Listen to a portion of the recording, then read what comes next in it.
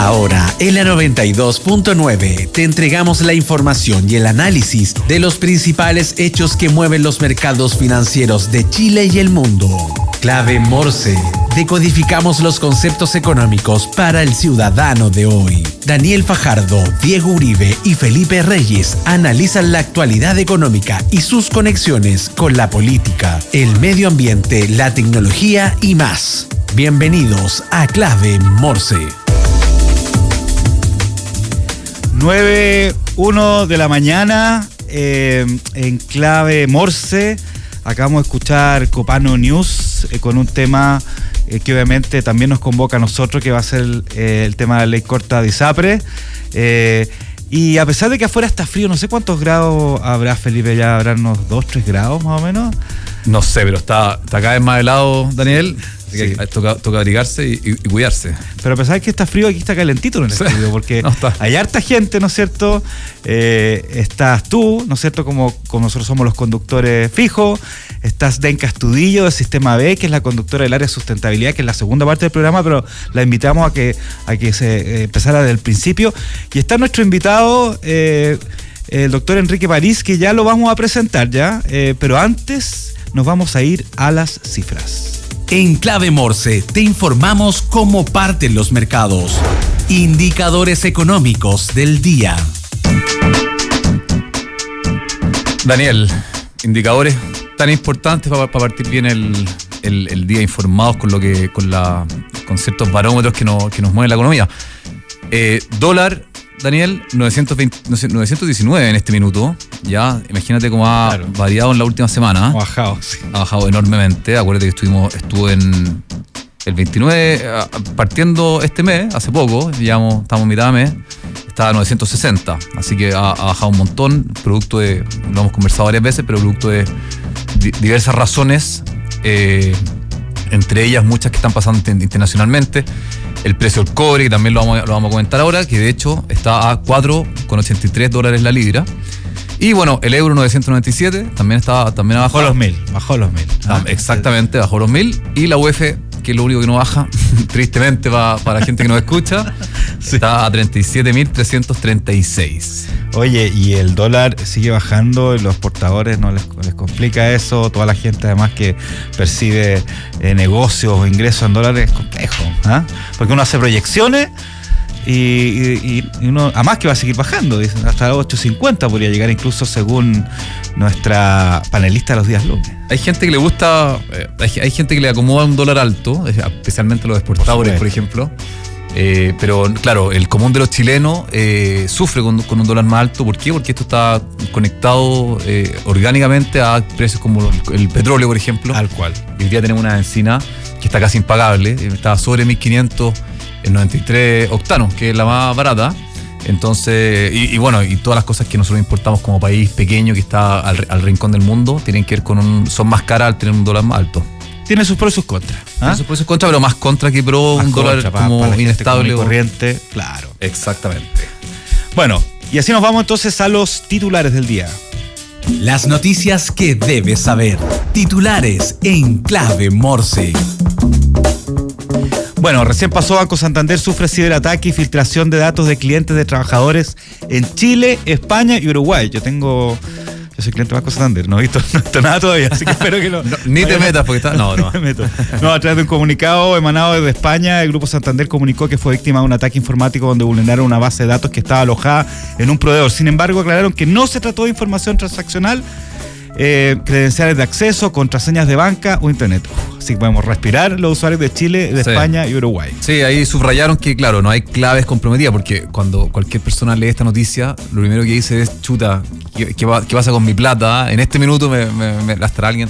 Ya, salió Banco Santander, que dicho sea de paso, un banco enorme, español, que tiene sucursales en muchas partes del mundo. En Chile está hace tiempo y es uno de los bancos más grandes. Pero salieron como a poner la pelota al piso en ese sentido, como calma. Sí. Y bueno, y esto de los ciberataques es un tema que hemos visto bien seguido en los últimos años y probablemente seguramente se vea cada vez más con todo el desarrollo de la tecnología e inteligencia artificial, que está metiéndose mucho más rápido que las normativas y que el conocimiento mismo del ser humano.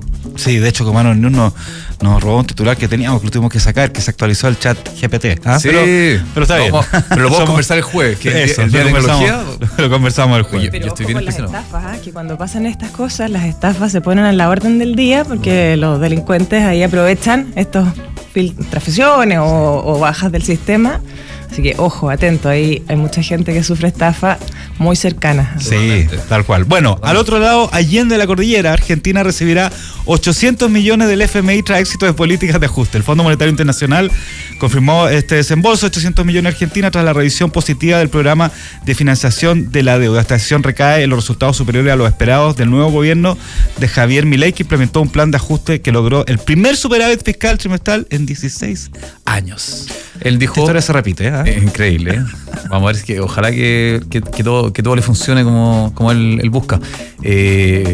Dijo que es el esfuerzo como equilibrio fiscal el más grande en la historia de la humanidad, dijo. Sí. Dijo en el Mercurio el Sí, domingo. El Mercurio, ¿no? sí. Después de estar hablando con Elon Musk, tú sabes que para ese mensaje con Elon Musk seguramente Grande. se agrandó, no. Bueno, está bien. Así que bueno, y hay un paro ahora y Sí. él dijo que era un fracaso el paro, que la mayoría de la gente quiere trabajar y ojalá que Argentina se recupere porque es un país precioso con un potencial enorme y que lleva mucho tiempo sufriendo económicamente. Así es. Además que el apoyo a Milei todavía se mantiene alto, ¿eh? Increíble. Sí, Sí, se mantiene Sigue súper alto. alto. Y eso es lo que lo mantiene. Hay harta gente que dice, yo lo vuelvo a votar. Sí, Tráiganme claro, una urna. claro, es como una claro, frase claro. de los argentinos. Bueno, y el tema del día, el tema de la semana, el tema del MEI, que posiblemente nos va a estar acompañando por un buen tiempo. Entre críticas, Congreso despacha la ley corta ISAPRE. Durante la tarde de ayer, tanto la Cámara de Diputados como el Senado aprobaron la ley corta ISAPRE.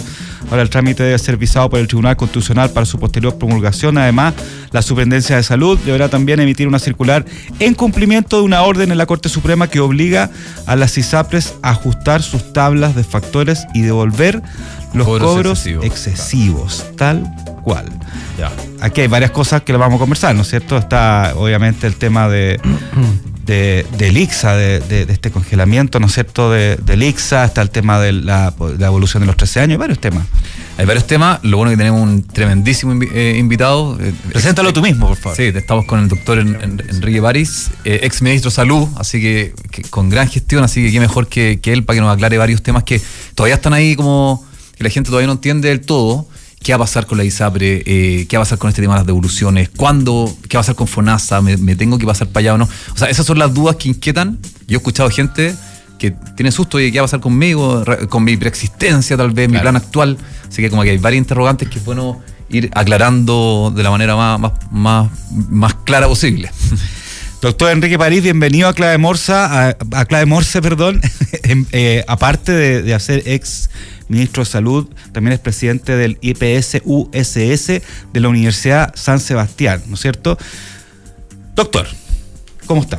Bien, gracias, Daniel. ¿Sí? Un gusto estar acá en la clave Morse. Eso. A ver, vámonos en términos generales. ¿Cuáles van a ser los efectos inmediatos de la ley corta la ISAPRE? Los efectos inmediatos tanto en la industria como en la sensación, en el termómetro de la gente también, ¿eh? Los efectos inmediatos los vi ayer en la transmisión, abrazándose los ministros de gobierno, entre ellos. No sé por qué fue el ministro de Justicia ayer a la comisión, como para dar un respaldo, porque el ministro de Justicia lo llaman para todo y es vocero de todo lo que se le pida. Yo creo que aquí el que hizo la labor al final positiva fue el ministro Elizalde, sin lugar a dudas. Es una labor que le compete en su cargo. Creo también que el director de FONASA hizo una labor oculta, pero muy, muy positiva, porque él era el que manejaba las cifras y muchas veces, no sé si ustedes vieron las discusiones, se le pasaba la palabra a él. Él daba como el informe financiero. Y también creo que lo hizo muy bien, a pesar de que recibió muchas críticas, el superintendente Torres, que como exdiputado ayer, digamos, previo a la votación, hizo una labor de hormiga. Indudablemente que mucha gente también ve como un triunfo para la doctora Aguilera, pero creo que, y conociendo al Ministerio de Salud desde adentro, obviamente que esto es un trabajo en equipo. No olvidemos que Aguilera tuvo grandes discusiones con Torres al principio, incluso se gritaron en una reunión en el Ministerio de Salud y ella le dijo que él no trabajaba bien, no hacía las cosas bien. Pero en fin, recordar que el cálculo inicial era mucho más bajo. El cálculo inicial me refiero a la devolución que tienen que implementar las ISAPRES según las instrucciones que dé la superintendencia, porque esto no ha terminado. No, claro. Sí, no son 1.550 millones de dólares o 1.400 millones de dólares, claro que hay que aplicarlo.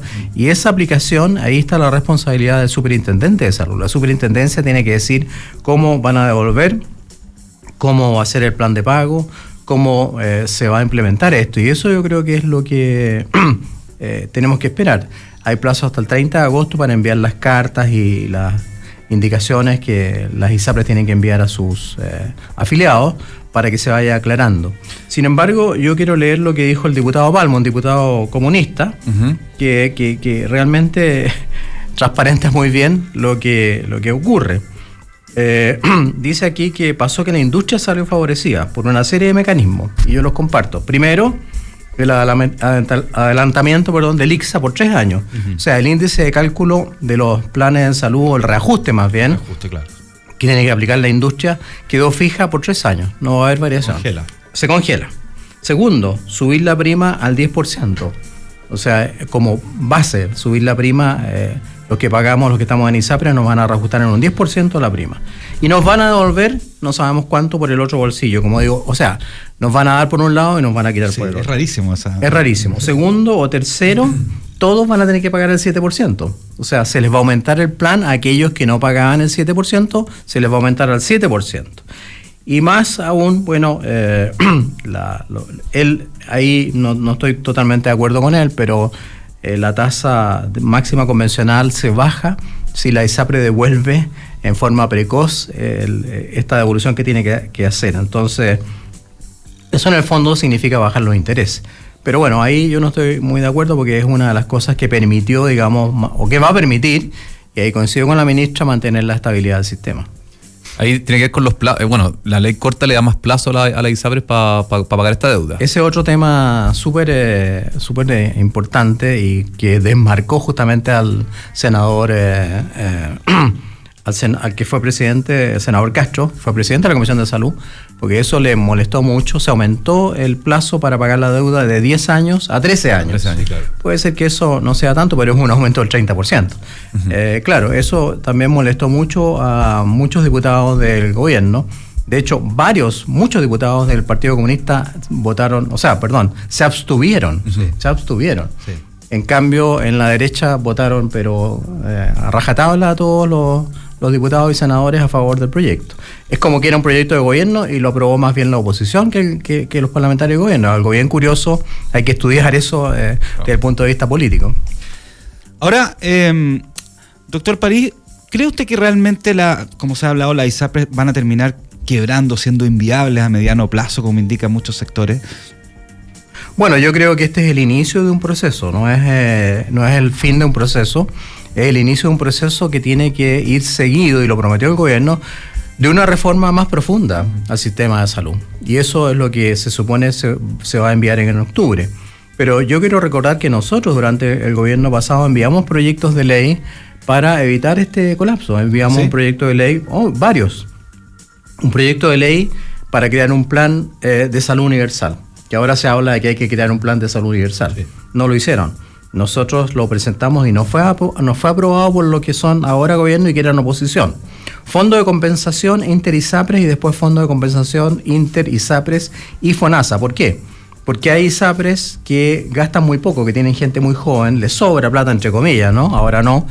Y ese dinero nosotros habíamos propuesto que se reparta. O sea, si tú tienes una ISAPRE que gasta mucho, o el FONASA, que es el que más gasta, FONASA ya tiene el 80% de la población y la mayoría de los adultos mayores y enfermos con enfermedades crónicas están ahí tiene más gasto. Entonces, si al fondo el fondo de compensación tiene plata, se le debería enviar esa plata a los que gastan más. Tampoco se aprobó.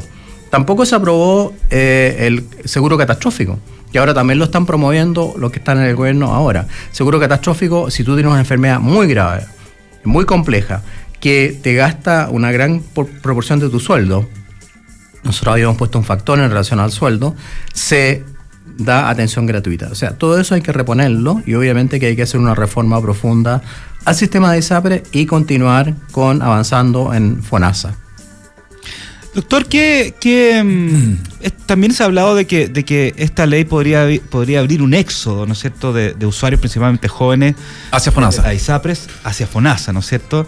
Que igual es algo, no digo que haga tambalear la industria, pero es un panorama nuevo. Y que también se comenta que FONASA podría colapsar si recibía hordas o cantidades grandes de personas de un día para otro. Claro, y estas son preguntas que se hacen todos los que nos están escuchando, por eso Sí, claro. que nadie sabe muy bien qué va a pasar. Lo que pasa es que si las ISAPRES aumentan sus planes, el valor del plan en un 10%, y además tienen 3 años para aumentar el ICSA, para aplicar el ICSA, perdón.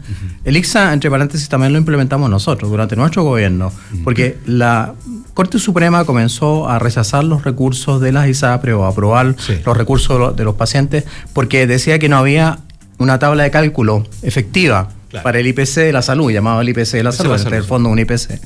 Nosotros enviamos eso como, no fue necesaria una ley, sino que bastó una resolución de la superintendencia, y eso es lo que se va a aplicar ahora, curiosamente, el índice de cálculo. Pero bueno, la pregunta es, si las ISAPRES aumentan sus planes, ¿quiénes se van a ir? Se van a ir los más jóvenes, se van a ir los que tengan menos enfermedad. Los adultos mayores, los que tienen enfermedades crónicas, no se van a poder ir porque están cautivos. Y esas personas se van a ir al FONASA. Entonces el FONASA inventó lo que se llama la modalidad de cobertura complementaria, MCC. ¿En qué consiste? A pesar de que el señor Camilo Cid atacó a las ISAPRES y dijo que deberían desaparecer, después fueron cambiando, obviamente, porque ahora veo que no quieren que desaparezcan. ¿En qué consiste? En que te recaudan el 7%, pero tú tienes que tomar un seguro complementario. Ese seguro complementario por persona va a costar entre 30 y 50 mil pesos. Lo dicen hoy día en algunos parlamentarios de gobierno con mucho orgullo, no, es que le estamos ofreciendo un plan de ISAPRE. Entonces es insólito que queriendo destruir a las ISAPRE y encontrando que las ISAPRE lo han hecho tan mal, FONASA ahora ofrezca un plan de ISAPRE, si eso es, 7% más un seguro complementario. Y con un hecho muy grave, van a designar a dedo la compañía que dé el seguro complementario, ni siquiera van a tener tiempo para hacer una licitación, o la van a hacer después.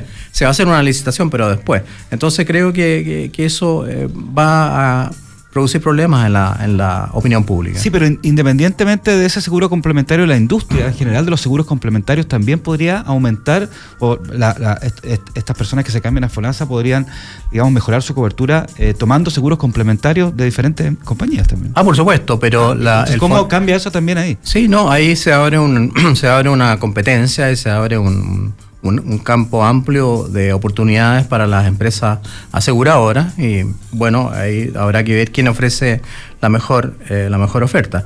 Pero volviendo a este argumento, es un argumento que originalmente era desechado por el gobierno. Lo que decía Felipe, ¿no? Sí. Que se va a llenar el FONASA de gente, va a colapsar el sistema público.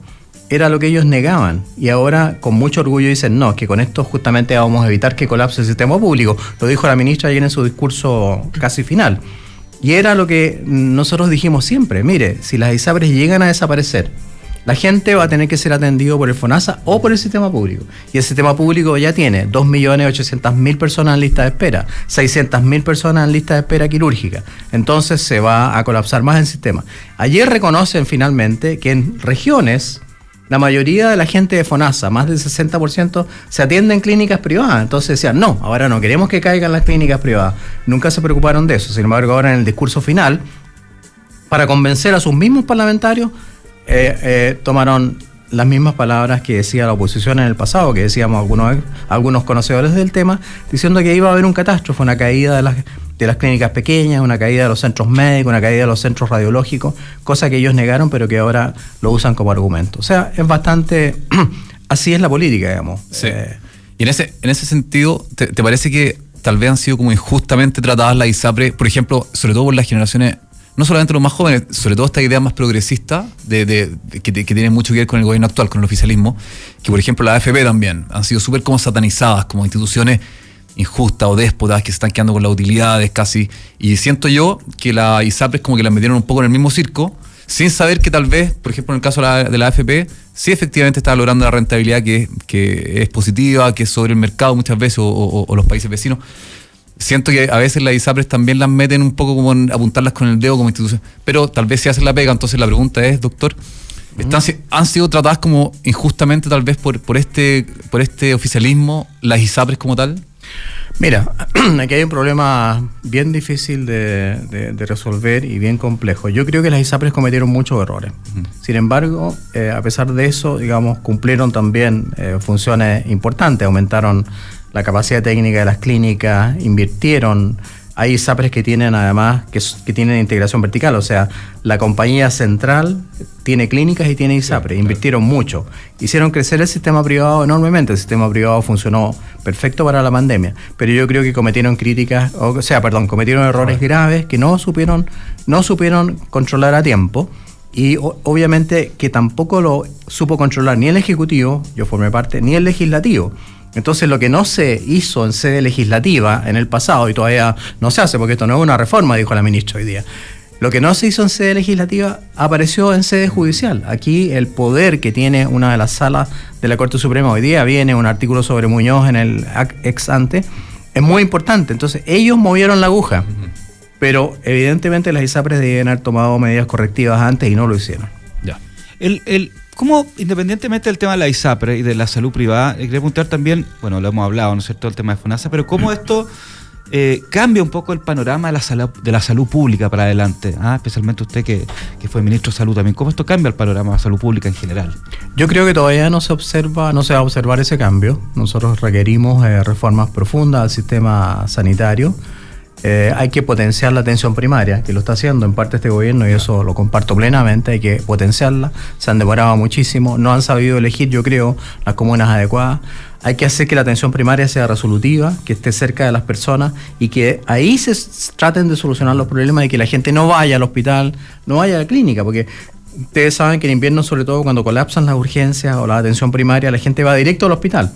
Entonces, eso es muy negativo para la atención. O sea, tener más consultorios, más como exactamente, potenciar la atención primaria, pero no consultorios comunes y corrientes. Yo apunto, por buenos SFAM, por buenos SARS, que son los servicios de atención de urgencia resolutiva, que tengan exámenes de laboratorio, que tengan una buena ambulancia, que tengan kinesiólogo, que tengan rayos, que tengan la posibilidad de que la persona solucione ahí su problema.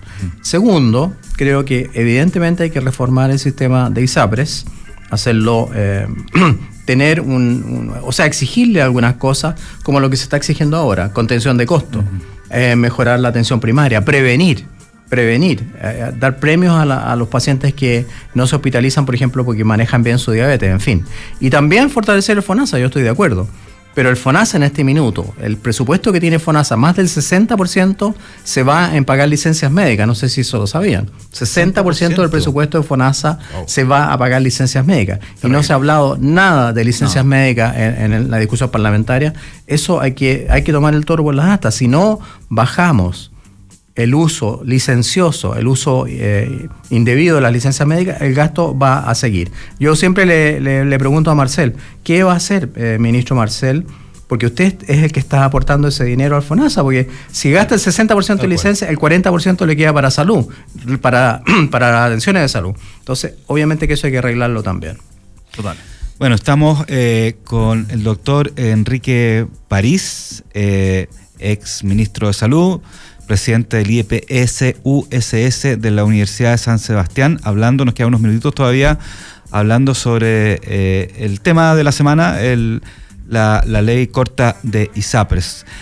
Doctor, le quería preguntar también, la ley definió la creación de un consejo consultivo, ¿no es cierto?, que va a asesorar la Superintendencia de Salud en el proceso de presentación, evaluación, aprobación de los planes de pago por parte de la ISAPRES. Va a ser una entidad no vinculante y transitoria. ¿Qué opina usted de esta entidad? Bueno, yo creo que siempre es bueno tener gente experta, entre comillas, que pueda apoyar a la Superintendencia de Salud. Sin embargo, recordar que durante la tramitación de esta ley se formaron 3 comisiones de expertos. Aquí tengo la comisión asesora para la Comisión de Salud del Senado, que fue la que dio la mayor cantidad de recomendaciones. Esas recomendaciones no se cumplieron, para nada. ¿Así como cuáles? No, la mutualización. Tomar en cuenta digamos, las ideas de la Facultad de Negocios y Economía de la Universidad de Chile. Y otros aportes. Nosotros, los exministros, también nos llamaron a formar una comisión. No sé para qué sirvió, nos invitaron a almorzar después y no quedó en nada.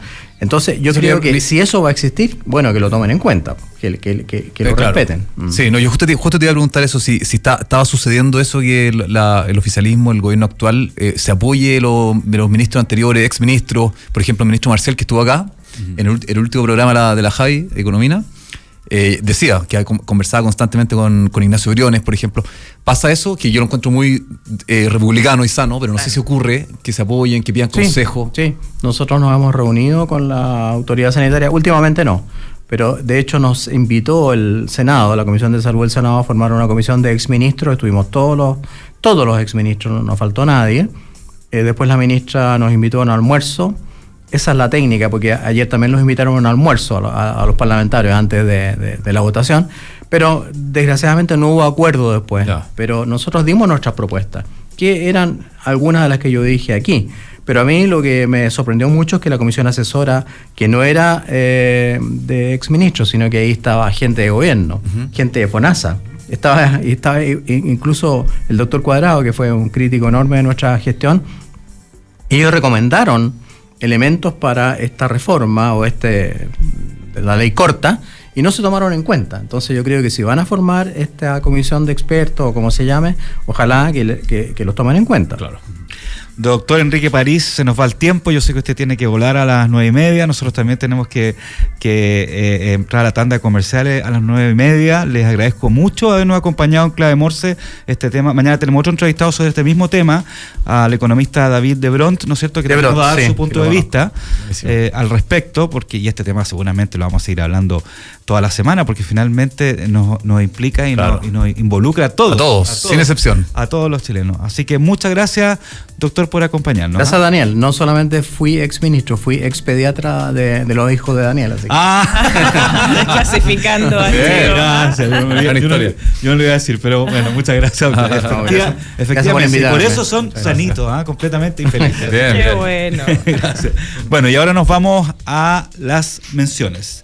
LAB, la tecnología que permite comercializar tus productos en marketplaces internacionales. Conecta, publica y gestiona integradamente muchos canales a través de una sola plataforma. Encontrarás distintas herramientas para optimizar y eficientar tus ventas globales. Exportar y vender en marketplace nunca fue tan fácil. Conectamos Latinoamérica con el mundo.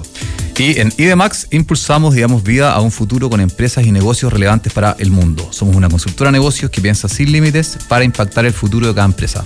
Transformamos el presente para impactar el futuro. Negocios, proyectos e innovación. Visítanos en idemax.com.